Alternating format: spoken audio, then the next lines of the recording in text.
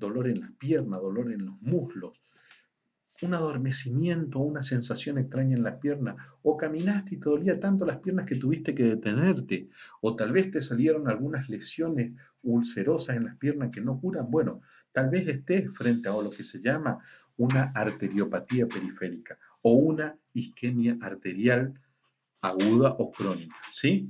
Y quiero comentarte que este tema interesante, la arteriopatía periférica, generalmente puede ser de origen funcional o origen orgánico. Funcional es cuando la arteria sufre espasmo y se contrae. Muchas veces se da lo que se llama fenómenos de Raynaud, que se da con el frío y las manos se pone azul. O si no está lo que se llama por fenómenos orgánicos, que es por la arteriosclerosis. Y de eso más que nada vamos a hablar. ¿Y qué es la arteriosclerosis? Eh, es un marcador importante de enfermedad arterial del corazón y del cerebro. La arteriopatía periférica, generalmente esta arteriosclerosis es cuando se tapan las arterias, ya sea por depósitos de calcio o la placa arteriosclerótica. Es algo progresivo, simétrico y multifocal y se considera que va ocluyendo en forma progresiva, generando hipoflujo, después hipoperfusión, hipoxemia y necrosis. Es importante saber lo que son los factores de riesgo, ¿eh? Que muchas veces generan esa arteriosclerosis. Por ejemplo, la inflamación continua, el tabaquismo, la diabetes, la hipertensión, la disfunción endotelial por ciertos problemas, ciertos factores genéticos, familias que tienen problemas cardiovasculares en forma crónica, la obesidad, el estrés, la hiperlipidemia, todo eso va generando un cierre de las arterias, ya sea del corazón o de los miembros. Si es del cerebro, te genera un ACV o enfermedad cerebrovascular. Si es del corazón, enfermedad coronaria o infarto. Si es del miembro, la arteriopatía periférica con limitación de la marcha, necrosis y amputación. Si es del riñón, hipertensión y falla renal, o del intestino, que es la necrosis del intestino o isquemia mesentérica. ¿Y cuáles? Como decíamos, los factores de riesgo tenemos algunos que podemos modificar y otros que no. Lo que no podemos modificar es la edad. Generalmente aumenta con la edad el factor de riesgo, se da entre 40 y 60 años. El sexo, las hormonas sexuales masculinas son heterogénicas. Los estrógenos en la mujer le protegen. Los antecedentes familiares y alteraciones genéticas. Familias que tienen hipertensión, que tienen diabetes, muchas veces son propensas a tener este tipo de patología. Pacientes que podemos modificar o factores de riesgo modificables son la hiperlipidemia, el HDL cuando tenés alto protege, el LDL es aterogénico, la hipertensión arterial, la paciente que fuma aumenta mucho el riesgo, por eso por favor tenés que dejar el cigarrillo, ¿sí? La inflamación aumenta los niveles de proteína C, reactiva el síndrome metabólico que se da muchas veces en pacientes que tienen resistencia a la insulina, intolerancia a la glucosa, el paciente que tiene el abdomen panzoncito, que no hace ejercicio, que es sedentario, el estrés, la obesidad y ciertas bacterias. Hay pacientes que tienen periodontitis y la infección crónica favorece también el desarrollo de la arteriosclerosis. También se estuvo pensando que hay estudios que dicen que la Helicobacter pylori tal vez podría también tener. Entonces, es importante saber que generalmente en el 95% de esta enfermedad, que es la arteriosclerosis, es progresiva, es sistémica y multifocal, ¿sí? Y nosotros podemos clasificar según la localización, en un 30% puede ser femoropopliteo, o sea que afecte acá, perdón, aorto ilíaco, que es acá. Generalmente suele en un 30%. En un 80 o 90% de los casos puede afectar a nivel femoropopliteo de las piernas del paciente, ¿sí? Y después a otro nivel un poco menor, en un 30% o 40%, generalmente afecta a los miembros inferiores. Pero mayormente en zonas de ramificación y turbulencia se va a dar esa arteriosclerosis y se va a ir taponando. Acá está lo de los marcadores inflamatorios. La proteína C reactiva es un gran marcador que nos habla del progreso de esta arteriosclerosis, ¿sí? Hay una clasificación que es la clasificación de Fontaine, modificada por Rutherford, que habla del paciente asintomático, que es el grado 0 para el Rutherford, que es el que más se usa, el paciente que tiene claudicación intermitente, que es cuando camina y le duele la pierna, que puede ser leve, cuando puede caminar mucho, larga distancia, moderado o corta distancia, o severo que tiene que sentarse ya al toque. el dolor en reposo que generalmente es grado 4, y después cuando aparece la úlcera o la gangrena. Generalmente, fíjate, la claudicación moderada es cuando menos de 200 metros y la leve más de 200 metros, ¿sí?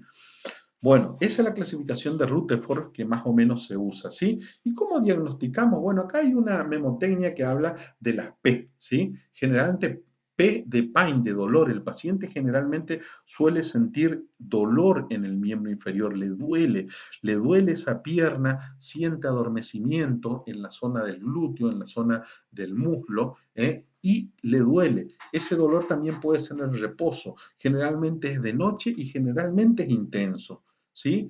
Después también otro P es la palidez. La piel se vuelve pálida, blanca, a veces se puede volver rubicunda también, rojiza, o a veces ya cuando está necrótico, que es negro y ya el paciente no siente, ¿sí? Dolor, palidez, pulso ausente. Vos le tocas el pulso, que generalmente lo medís aquí, el pedio, acá el tibial, el popliteo, y no sentís. Acá el médico está examinando ese pie. Después también puede aparecer disminución del vello, pueden aparecer úlceras crónicas, heridas crónicas que no sanan. Por ejemplo, aquí fíjate estas úlceras que generalmente se dan en el tercio inferior de la pierna, sobre prominencias óseas, en el malleolo externo, en la zona distal, son con bordes regulares en sacabocado, generalmente duele mucho, tiene poco o nulo exudado y no tiene pulso el paciente, ¿sí? Y también si vos le ocultás, le escuchás, solés escuchar soplos, ya sea en la pierna, en región carotidia, ya sea si tenés arteriosclerosis en la zona aórtica también, por ahí se puede escuchar pulso. Y bueno, ¿y cómo yo estudio un paciente que sospecho arteriopatía periférica o que sospecho enfermedad arterial? Bueno, primero la parte clínica, como te expliqué, después el Doppler continuo o Doppler continuo, que es el ecosono, cuando yo mido el índice tobillo-brazo, que ya te voy a explicar, el ecodoppler color, la angiotomografía, angioresonancia y por último la arteriografía. Y acá está el equipo de Cuidaven controlando la presión a un paciente. Bueno, en este caso, ¿qué es el índice tobillo-brazo? Yo mido la presión en el brazo, ¿sí? La sistólica, y en el tobillo. Al medir la presión sistólica del tobillo y después del brazo, me da un índice, un número, que ese número puede ser, si es 1 es normal, ¿sí? Si es de 0,9 a 0,7 ya estamos hablando de claudicación intermitente, de 0,7 a 0,4 ya estamos hablando de una claudicación intermitente bastante importante, y menos de 0,4 ya hablamos de dolor en reposo. Eso me va a permitir hacer seguimiento del paciente, me va a permitir muchas veces a aquellos pacientes que puedan tener factores de riesgo, que sean tabaquistas, y que por ahí estén asintomáticos, me puede predecir la presencia o no de algo de arteriosclerosis. Fíjate, se usa con un manguito insuflador, con un ecosono, un Doppler continuo portátil, el que se usa para la embarazada, y el gel. Con eso se mide, después una calculadora. Bueno, después otro estudio, como te decía, es la angioresonancia, el ecodoppler. Por ejemplo, acá está el médico haciendo ecodoppler y viendo el color del flujo vascular. Después viene también la angioresonancia y angiotac, donde te puede decir dónde está la obstrucción. Generalmente cuando el paciente tiene insuficiencia renal crónica, le hacemos angioresonancia porque ahí no se usa contraste. Y después está la arteriografía, donde se hace una punción generalmente en la zona femoral, y ahí se tiñe todo el vaso. Generalmente esa arteriografía, ahí uno coloca un contraste iodado y por cateterismo o por punción, y es para planificar un tratamiento más que nada. Y después, bueno, lo más importante de esto, o sea, ¿qué voy a hacer si tengo una arteriopatía periférica? Que es recontra frecuente esto, ¿eh? El paciente que tiene diabetes, el paciente que tiene enfermedad cerebrovascular, enfermedad cardíaca, arteriopatía periférica, más o menos es lo mismo. Y tenemos un tratamiento médico y tenemos un tratamiento quirúrgico. El tratamiento médico incluye tratar de resolver los factores de riesgo. Como yo te decía, por ejemplo, si sos fumador, trata de dejar de fumar, hace actividad física. Si tenés los triglicéridos o el colesterol alto, trata de medirlo y que el LDL, que es el colesterol malo, sea menos de 100 y los triglicéridos sean menos de 150. Eso lo sé con un laboratorio. Si sos diabético, tratar de oscilar que es lo que me permite saber cómo estuvo tu azúcar en un tiempo, a menos de 7 o menos de 100 miligramos por decilitro. Si sos hipertenso, tratar la hipertensión. Muchas veces se utilizan los inhibidores de la enzima convertasa como el enalapril, en estos casos porque tiene efectos sobre el endotelio vascular muchas veces, o depende del paciente también. Si, la homocisteína también se suele medir y si es más de 12 hay que hacer un tratamiento, más de 12 milimoles por litro. Ahí le das vitaminas, vitamina B12, B6 o ácido fólico, que también se debe medir, ¿sí? Muchas veces también lo que le recomendamos es que trate el estilo de vida de mejorar del paciente, tratar de hacer ejercicio, se vio que el ejercicio ayuda muchísimo, el tratar de también no fumar más, evitar el tabaquismo, tratar en la nutrición de agregar omega 3 a la dieta, ya sea, por ejemplo, acá, por ejemplo, los aceites de omega 3, que muchas veces ayudan mucho o que están en el pescado, que está en la aceituna, en la palta, en el huevo, eso es importante consumir. Consumir mucha fibra, ya sea salvado, cáscara de manzana, legumbres, poroto una vez por semana, aunque sea, o legumbres, eso ayuda mucho, ¿sí? Fíjate que también el vino tinto, el ajo también ayuda mucho, ¿eh?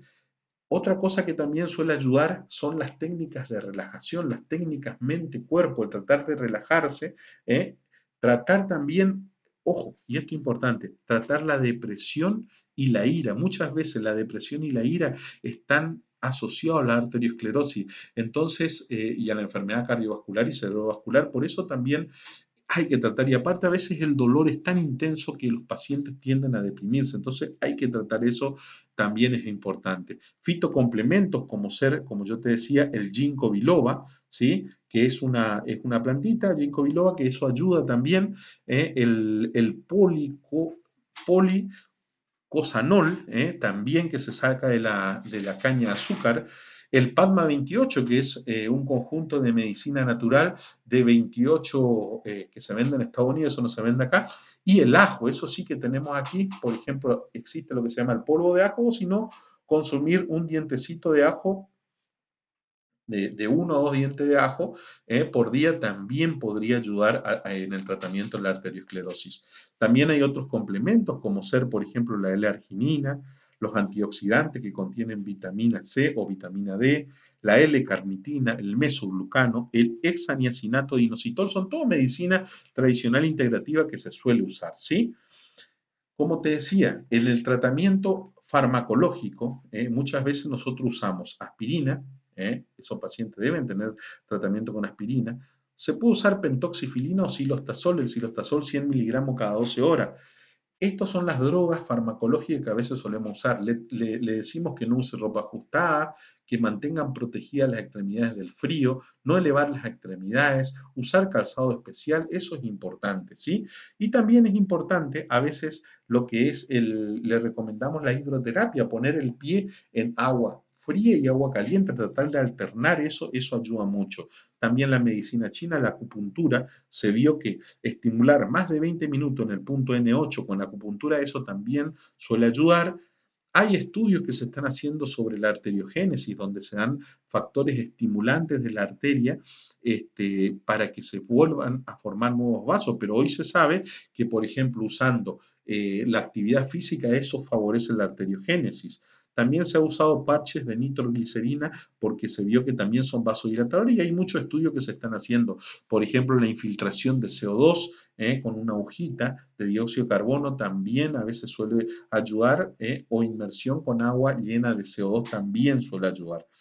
Pero en definitiva, muchas veces, todo esto, lo que es la prevención, también es importante saber que existe el tratamiento quirúrgico. Muchas veces pacientes que no resuelven con el tratamiento médico deben llegar a lo que es el tratamiento quirúrgico, que al principio es conservador, después viene el tratamiento trombolítico, la angioplastía, muchas veces se ve, se le hace una dilatación y se coloca un stent, O después también está lo que es la cirugía de revascularización o endoprótesis, donde se ponen unas prótesis vasculares y el cirujano vascular realiza esta cirugía y hay que cuidar. Eso es importante porque una vez que se coloca este tratamiento hay que hacer un seguimiento que generalmente lo hacemos en el consultorio con el estudio del Doppler continuo, con el índice tobillo-brazo o con un seguimiento con el ecodoppler.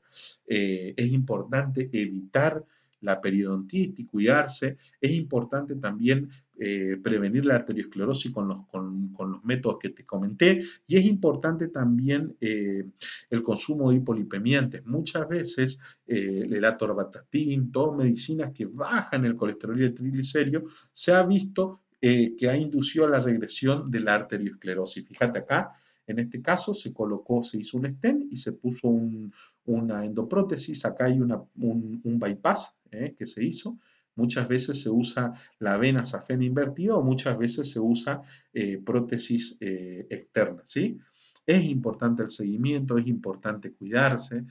Fíjate que es una de las causas de amputación, es la enfermedad arteriopatía periférica. Entonces, con Cuidalem, que es una empresa de atención domiciliaria donde tenemos un equipo especializado, donde acompañamos al paciente en su domicilio en mejorar el estilo de vida, en incorporar las técnicas de mente y cuerpo, en saber tomar bien las medicinas, el estimularle la parte en la familia, en su propio medio ambiente, para que ese paciente salga adelante. Así que bueno, espero que te haya gustado. Yo soy Germán Ramírez, soy especialista en cirugía y nos vemos, querido amigo, en la cumbre del éxito. Chau, chau, chau.